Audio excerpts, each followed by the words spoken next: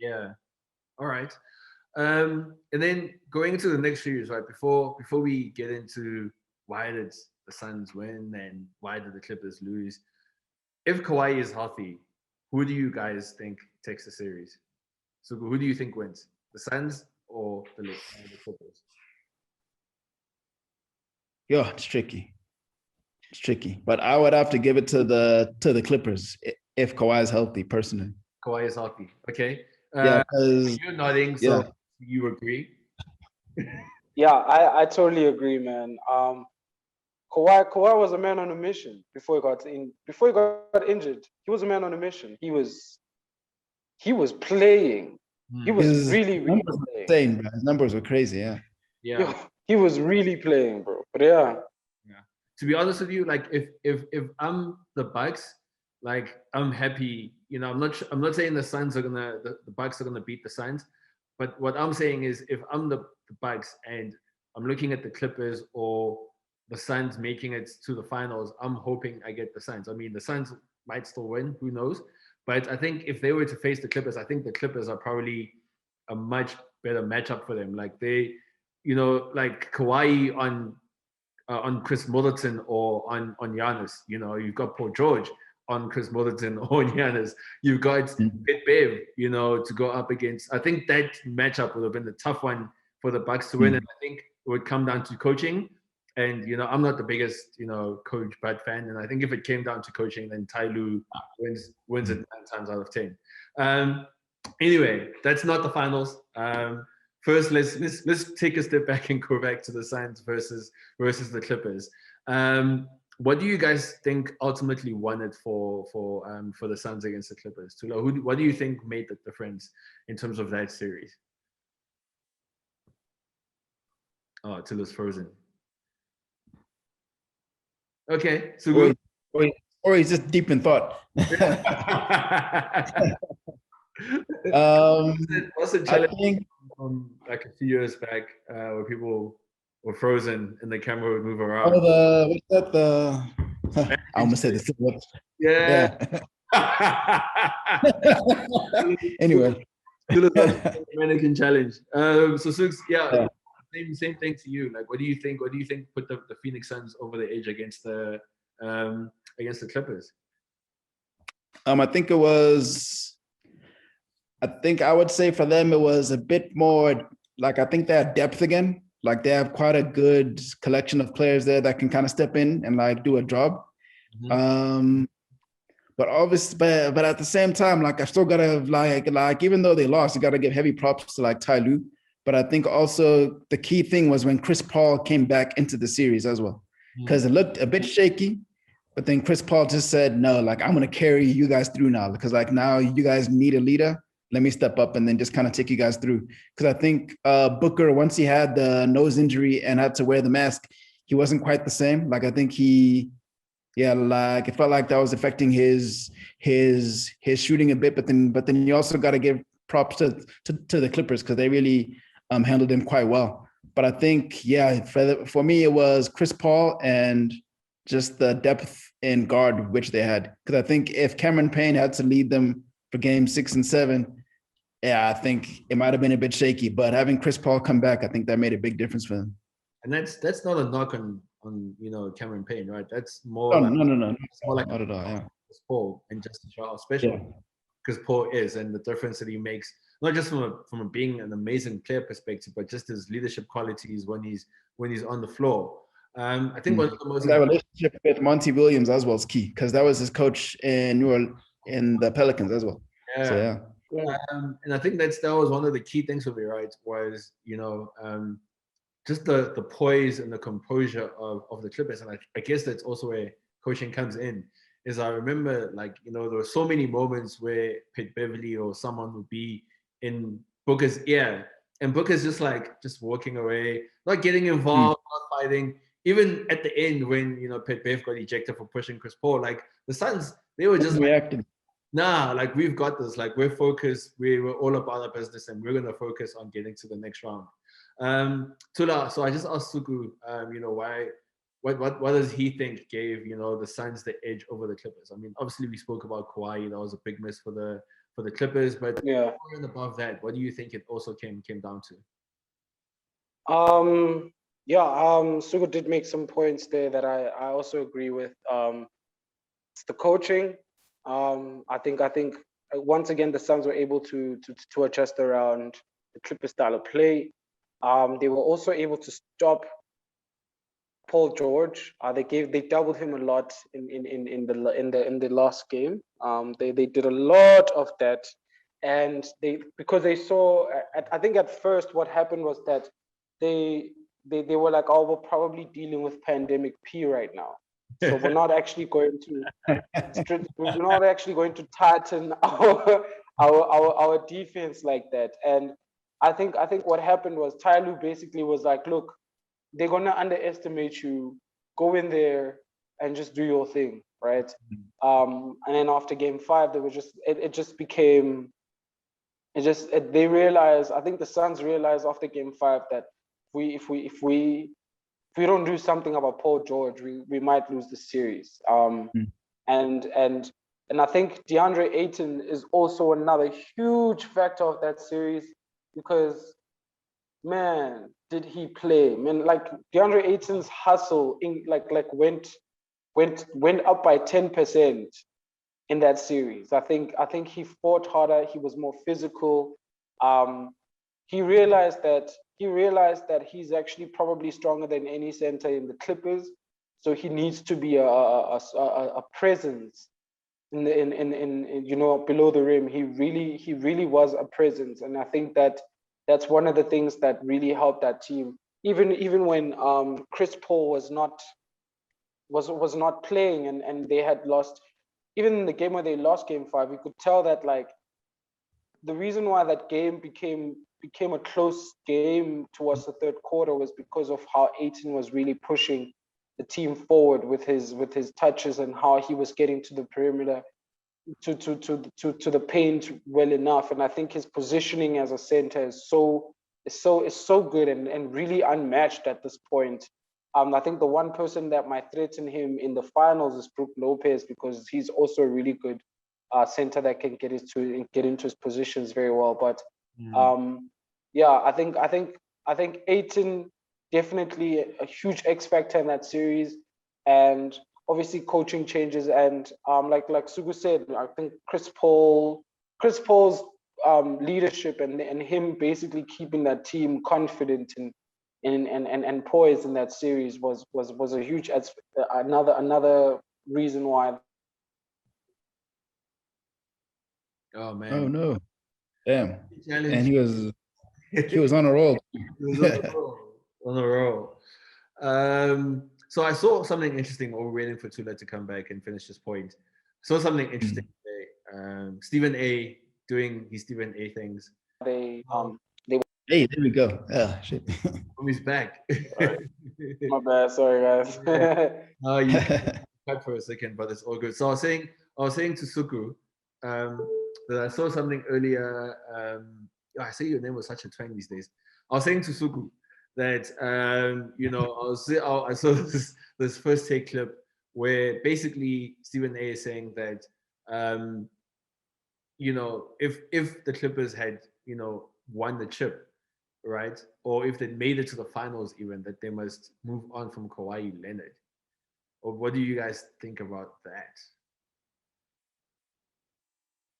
That's a tough one. Yeah, go for it. I'm gonna hand out. That is a tough one. I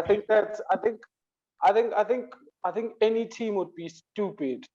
To be honest with you, I think any team would be like stupid to let go of a player like Kawhi, because I think with Kawhi, he's not the type of like star that needs like complementary players, right?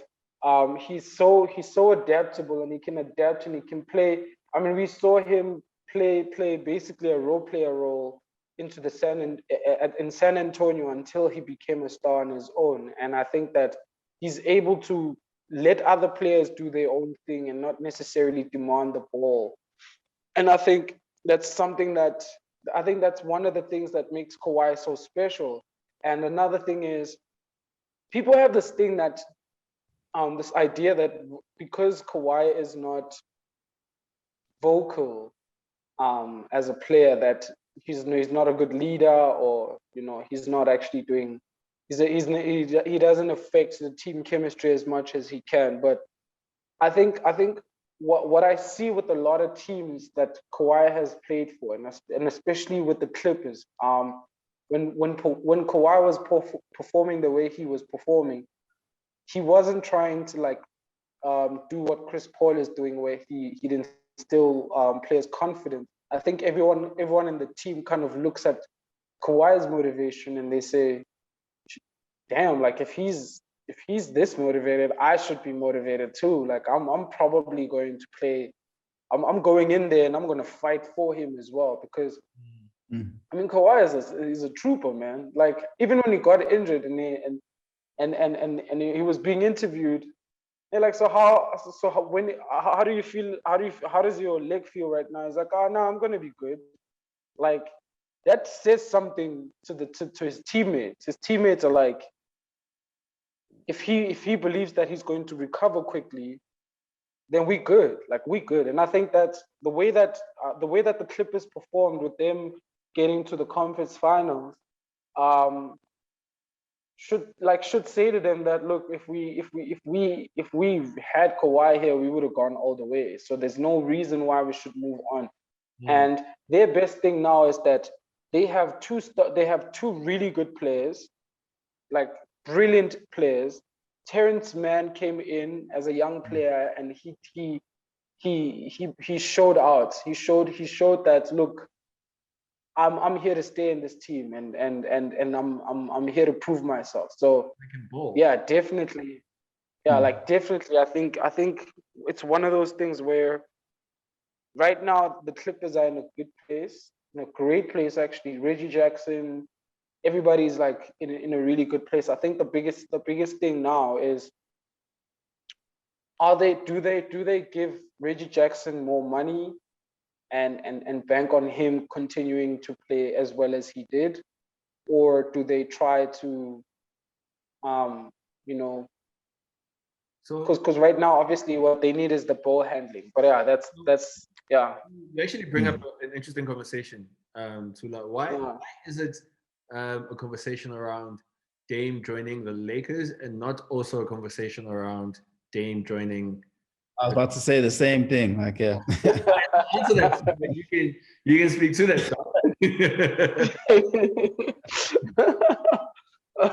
Oh man, I think if you look at the pieces that I think the reason why people are looking at the Lakers so much is because the Lakers financially can move things around to be able to afford Damian Lillard's salary, right? And I think a lot of people are undermining the fact that the Clippers are probably in the same position, because both teams have two stars. Both teams have really good players around them that they could shop around the league for some really good complementary stars. And I think that if the Clippers really want a player like Damian Lillard, and if Damian Lillard really wants to play for the Clippers, it'll be awesome. But like the banter that's been going on between the two of between Paul George and Damian Lillard might be one of those, like one of the reasons why that might not happen. I think because if they initially get along. Don't squash that beef for a chance to win the chip. I mean, the thing is, they might be able to squash that beef, if and that's just the personality thing. Because like, I mean, we looking at things right now, like on paper, that could be a crazy team, right? But how are the personalities going to work together? I mean, those are questions that people were asking about the Nets when James Harden was signed. Like, oh, so many big personalities, are they going to work together? And we saw them getting along. So it doesn't mean that doesn't necessarily mean that every single star that every single big three that is put together is going to necessarily get along when they come into a thing like that, you know. But apparently, I mean, even historically, Kevin Garnett and Paul Pierce did not like each other, but they played very well. But Doug, if, So, if I'm Paul George and I'm looking at, fine, me and Dame have this back and forth thing that happened. I mean, I'm even willing to trade Pat Beverly, but that's a whole other conversation. But the whole point is, you look at if I'm Paul George and I look at the fact that what makes the Clippers a bit stagnant in offense, and I think Ty Lue has done a lot of good things to help that offense become a bit more fluid, is you need a primary ball handler like Dame, who the moment Dame walks over half court, right, walks into the other team's half, it's already shoot, like this guy can actually take a shot from where he is. So already they have to be paying attention to him, and I think that's one of those things that, Kawhi is good at creating a shot for himself. Paul George is good at creating a shot for himself. Whereas Reggie can do a bit of both, but Damian Lillard does it at a higher level and he does it better than Reggie. And that's probably what the Clippers need, right? Anyway, so I'm gonna throw it at you, right? So if you're Damian Lillard and you're sitting there and you're like, okay, Dame, the Clippers want you and the Lakers want you.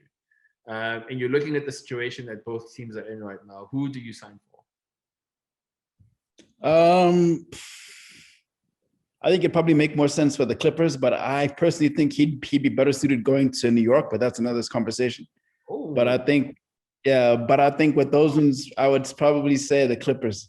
Hey, you guys have been sitting on James these couple of months. I'm so glad we did this. So I think we should probably wrap it up, right? And then we can pick it up, a couple of days from now and go into, the bikes. Because I feel like I thought this thing was going to be quick. I thought we were going to be like boom, boom, boom. Like there's so much. I mean, as always happens, right? There's so much, so many things that we need to talk about in terms of what's going on in the game, and one conversation leads to another, and you're talking about one thing, but there's also like, fuck, this also influences this thing. Like for instance, the Clipper thing. I mean, the Knicks thing that Suku mentioned. That's a whole other 30-minute, conversation essentially happening. Yeah. So I think in terms of wrapping it up, both of you, I mean, I think Tula, you can go first. What do you love about this Phoenix Suns team, and what do you think gives them a chance to win the championship? Okay, so first of all, what I love about this team is that they were not projected to get as far as they did, and I think everyone loves a great underdog story. So that's the first thing. Second thing is, coming into this final series, I think that a lot of people are more interested in seeing how they play against the Bucks more than because a lot of people are like, yeah, Bucks are probably going to be dominant. Like Bucks are probably going to, and no one's quite sure about what the Suns are going to do. And I think that's their edge right there, is that they have such great talent in that team, and they have talent that will last going forward. And I think the fact that they are in the finals now is going to motivate them to continue to be that team and probably form a dynasty and probably have like a Warriors run or something like that. But I think they have that potential, and that's what excites me about the Suns, is that it can only get better from here onward. Win or lose, it can only get better, and that's the awesome part of what they are doing right now. Okay, cool. Suku, same thing to you. What do you love about this Phoenix Suns team, and why do you think they have a chance of winning the chip? I think what's nice about the Phoenix team is that their run didn't start this season. It started in the bubble. And I think watching that transition and seeing that kind of continuation, because if you look at it, every other team from the bubble has struggled, like the ones that did well, but for them as a team that was kind of building, trying to make the playoffs last year, and then to go from not making the playoffs to being in the finals the very next year, like that, for me, it's something like that speaks to their character, and it makes me kind of excited to see what they're going to do now that they have the biggest stage, especially because this is a franchise that last time I think they were there was with Charles Barkley. And this is after they had Steve Nash and Stoudemire and the D'Antoni years. So I think for me, it's just exciting from that standpoint. I just hope that they don't show up the way the Heat did in the finals last year, that they kind of make it more of like a competition. Because now it's kind of feeling like the Bucks are the Lakers and the Sun are the Heat. But I think the Suns just have a bit more to them than the Heat had last year. So I'm just hoping they can throw one or two surprises, because I think what's also interesting about these finals is it's the first finals in like I'm not sure how long, where like no one from either team has actually won a championship. So that's like something that's also going to be quite interesting, because there's no championship pedigree for anyone to kind of lean into. So now it's just literally like basically two guys or like two teams that are just chasing the chip, which is cool. Yo, no one is safe from you guys. Taking shots at everyone today. I'm here for it. Yeah, I mean, I think the cool thing about the Phoenix Suns team is, I don't know, I think teams that always win the championship from you, right? And I think it's true of both teams, if I'm honest, is there's always a togetherness about the team. Like the team, I mean, it's a dumb thing to say, but it's also like, you know, the whole team is focused on winning the chip. Like everyone is like, this is what we want to do. Everyone is aligned on that one objective. I say it's a dumb thing to say, but I remember last year there were things like Lou Williams, for instance, going to Magic City to get hot wings, whereas Alex Caruso on the Lakers side like missed his whole sister's wedding, to stay in the bubble and to help the Lakers win the chip. And I think what's going to be interesting is, for me, what I think might give the Suns an edge is probably the coaching, because I think what's been a constant theme throughout, every time you guys have spoken about the different series that the Suns have had to win to get to the finals, is how Monty Williams has, just like Ty Lue, been able to make adjustments to help get the Suns over the line. And I think not just that, but Chris Paul taking over the game at certain points, Devin Booker taking over the game at certain points. And I think one of the biggest things for me is, I think the Phoenix Suns have more of a identity as a team, right? So when I say that, I mean, when the Phoenix Suns know that if we do a high pick and roll and Chris Paul gets to his spot, or Devin Booker gets to his spot and shoots the mid-range, and it works, they're not going to move from that. Coach Bites, there's a game against the Nets when, Giannis and Chris Middleton were having the way with the Nets. And for some reason, that guy changed the offense, like Steve Nash hadn't figured out how to defend how, the two-man game between Chris Middleton and Giannis. And for some reason, Coach Brothers like, no, man, I like this thing is winning us the game. Let's change it. Let's try something different. So I think for me, it's going to be interesting to see how the Bucks step up, like the big three, as I call them, Middleton, Holiday, and Giannis, versus how Chris Paul and Devin Booker, play with Monty Williams' influence. I think the coaching is going to be a big thing for me, and then just the togetherness of the team, which is probably a thing for both teams. And then last one before we sign off, if the Phoenix Suns win the championship, who do you guys think is going to get Finals MVP? Suku, quick one. Chris Paul. Tula? Chris Paul, definitely. Definitely Chris Paul. All right. Okay. Getting Finals MVP. I'm gonna go with Kendall's Bay just to be different and say something different. I'm gonna say Steve Book is gonna break the Kardashian curse and get Finals MVP. All right. So you guys want to say anything in closing before we roll out, Tula? Yeah, just super excited about this finals. These finals, I think, man, I've never seen anything like this kind of finals run. I thought last season kind of blew my mind with how the Heat performed, but this season is just, it's unbelievable. So yeah, man, I can't wait to see how this turns out. Dope. Sugumani? Yeah, no, man. NBA finals are always bittersweet, because it's like you're gonna watch the championship, but then there's no basketball for like 4 months. So kind of like a weird place to be. No. So like I'm excited to see how the season pans out. Like I think it's been a hell of a playoff run. Whichever team wins it will deserve it. So I'm just looking forward to that. Yeah. After the finals, you watch a lot of ballers live and look at who's going to get drafted into what team. You're going to look at players off seasons. You're making Yeah, you're moves. going to start doing a lot of that. Bleach Is Report's that, going to be your friend. Yep, it's that and a lot of 2K. And then a lot of 2K, exactly. Yeah, no, I just want to say it's for me one of the things that I loved about this season, especially the playoffs, you know, as we've spoken about, is all the youngins stepping up, man. I think it's been so dope to see Trae Young, you know, ice in my veins, killing it. Jason Tatum. Also, just a random fact, you know, if Jimmy Butler was still at the 76ers, who knows? Who knows what would have happened? Anyway, anyway, that's it from us for now.